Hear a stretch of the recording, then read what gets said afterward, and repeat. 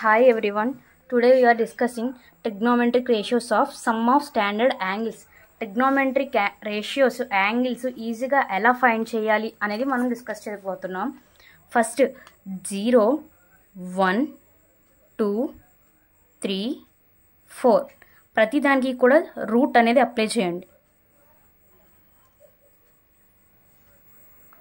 Divided by 2 చేయండి.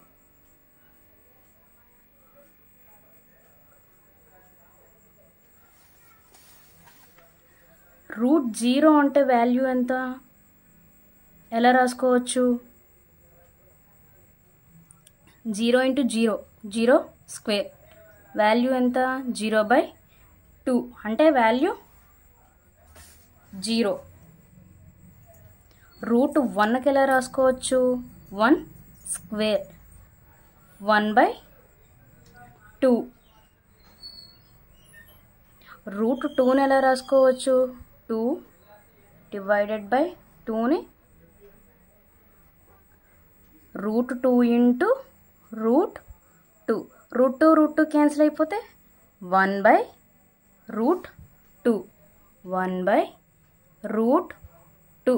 Route 3/2ని ఎలాగా change చేయలేం, సేమ్ యాస్టీజ్ ఎలా ఉందో అలాగే రాస్తాం.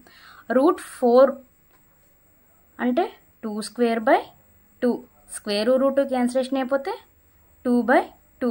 2 క్యాన్సిల్ అయితే వాల్యూ 1. దీన్ని రివర్స్ రాసుకోండి ఉల్టా. 90 డిగ్రీస్ దగ్గర 1 ఉంది, 60 దగ్గర రూట్ 3/2 ఉంది, 40 దగ్గర 1/√2, 30 దగ్గర 1/2, 0 డిగ్రీస్ దగ్గర 0. నెక్స్ట్ tan θ అంటే ఏంటి? sin θ by cos θ. Sine value ఎంత? 0. 0/1. 0/1 అంటే వాల్యూ 0 రాసాం. Next 1/2 divided by root 3/2. 2 cancellation 1/√3. 1/√3. 1/√2 cancellation అయితే వాల్యూ 1.